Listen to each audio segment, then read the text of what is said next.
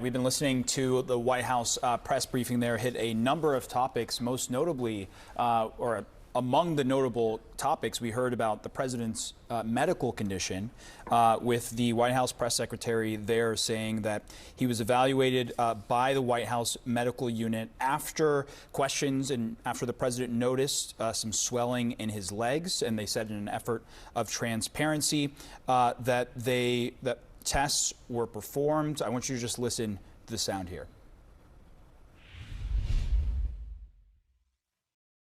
Speculating about bruising on the president's hand and also swelling in the president's legs. So in the effort of transparency, the president wanted me to share a note from his physician with all of you today.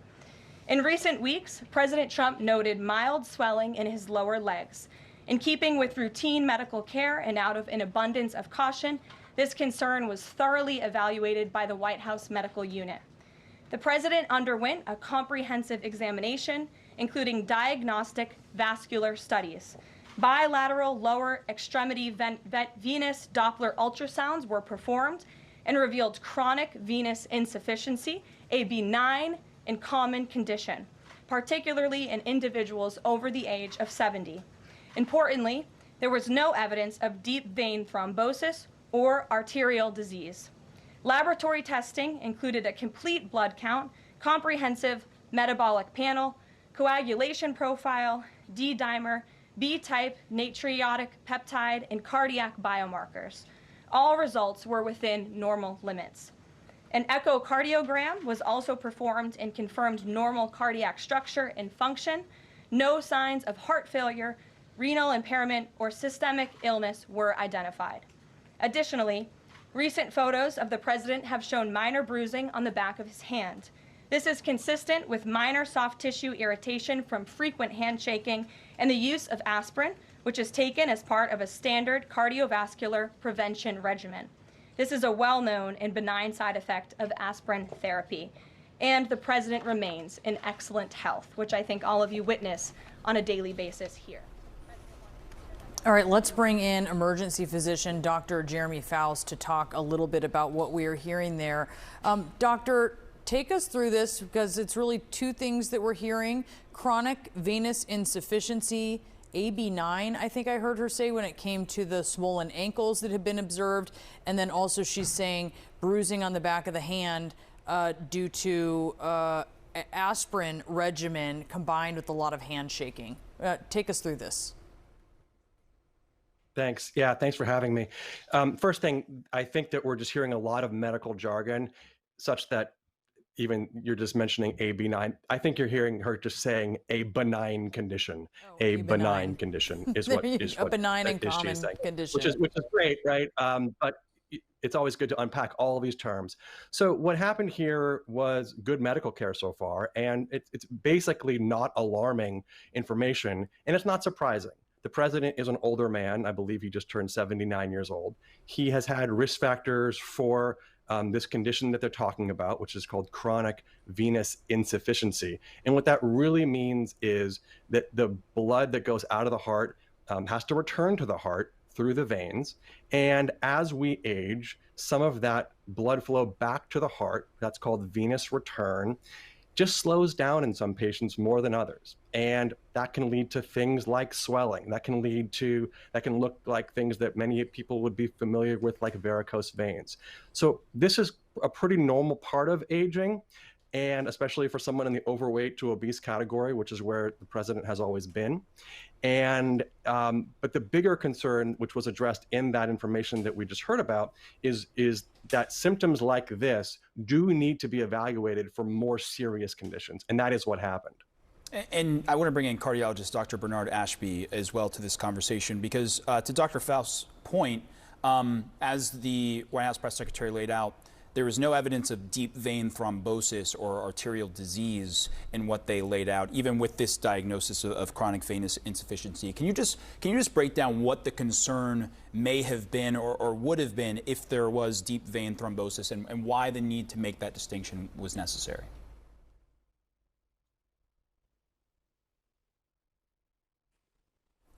We might be having some audio issues, but Dr. Faust, can if you're still on the line, Can I just pose that same question to you, just about the deep vein thrombosis and why that distinction is necessary?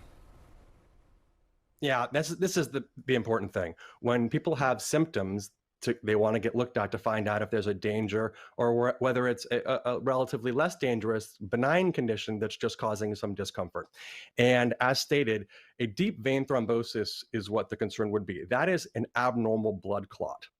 Our blood is always on this balance between how thick and thin it should be, and we have amazing bodies that keep our blood in a really narrow range of how thin or thick it should be for our own safety. Too thin, you bleed too much. Too thick, you make clots, which blocks off blood supply to vital organs. And so when you have, if your blood is a little too thick or a little too slow in terms of getting back to the heart, which is this condition that the president does have, these blood clots can start to accumulate in places where they're not supposed to, or get too large to be safe. And the concern there would be, when that blood clot occurs, that it can actually then break off of the vessel where it's forming, usually in the legs, and travel up back to the heart.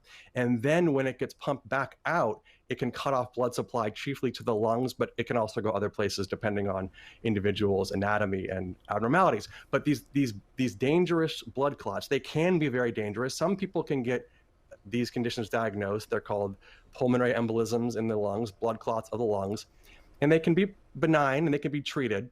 But some of them can be life-threatening. So it's an amazing spectrum of illness that we diagnose in ERs, where people have these blood clots, and the treatment can really vary from blood thinners by mouth or IV. But in serious life-threatening cases, some of these blood clots need to be removed actually in medical procedures, or we need to give medications that break those clots apart. So it's a spectrum of disease that can go from mild to life-threatening, and that is why the president was evaluated, to see if he had that condition, a blood clot, and fortunately he did not. Yeah, really good context there. And Dr. Ashby, as you're listening to what we're hearing from the White House here, they're describing this as benign, right, as something that isn't harmful to the president at this point in time. But let's take a look at his lifestyle, because he obviously has a very demanding travel schedule at times. We know that can certainly cause risk factors to circulation. There is his age. There is his history of, certainly he does play quite a lot of golf, but he doesn't have a history of really intensive cardiovascular activity. How do all of these things work together, and what kind of treatment or management might a doctor be looking at over time for someone of this age who is traveling a lot and sitting a lot? Yeah, so it appears that the White House physicians were also concerned about more than mciahel, meaning that they did a number of tests that I overheard you say, or the edit say earlier. He had an echocardiogram, a BNP, which is a brain natriuretic peptide, and lower extremity ultrasounds. So essentially, they were covering all their bases, meaning that they were screening him for heart failure, which is a common cause of lower extremity swelling. In addition to that, they were concerned with increased pressure in his heart. So they did an echocardiogram and a BNP. And if those were abnormal, then you would be concerned with heart failure. So looking at the president's lower extremities or his legs, he had bilateral swelling. So it's less likely that's related to a clot in the vein, and more likely related to things like heart failure, kidney failure, which are things that they alluded to and said that was not the case. Now, taking a step back, looking at the entire case, the president is obese. He is older, and I don't know if he has hypertension, but that's very likely or very common in his age group, particularly with his body habitus. So when you do have a condition like lower extremity swelling, bilateral, and a diagnosis of venous insufficiency, the question is it intrinsic to the veins? Meaning, does the venous insufficiency that he has, is it related to bad valves, or is it related to increased pressure coming from the heart?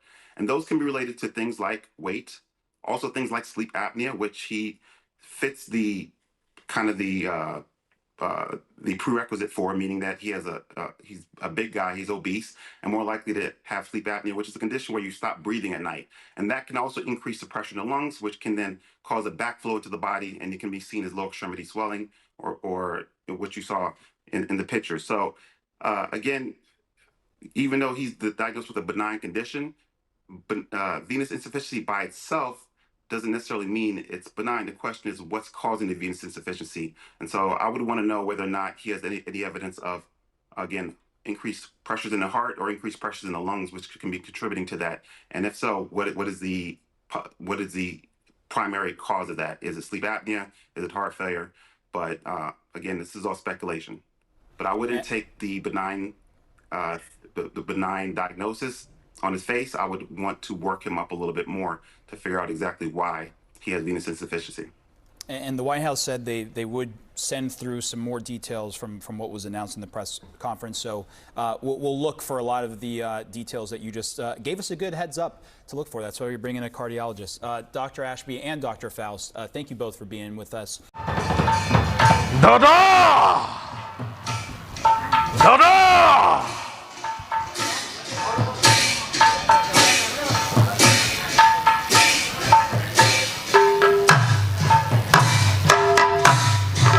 Hey! Hey!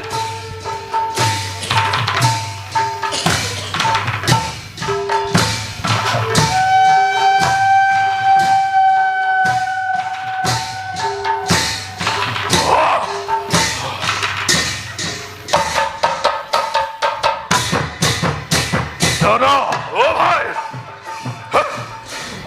왜 주선에 띄우지했어? 어 다다! 낸데 합돼 오거리도 가길래 어다다 어이고 타이고 타로 허이 뭘 약마 하나도 살아 탐다이 노래무라 집어넣어 보시와도 해웃담 커버 뭐라더다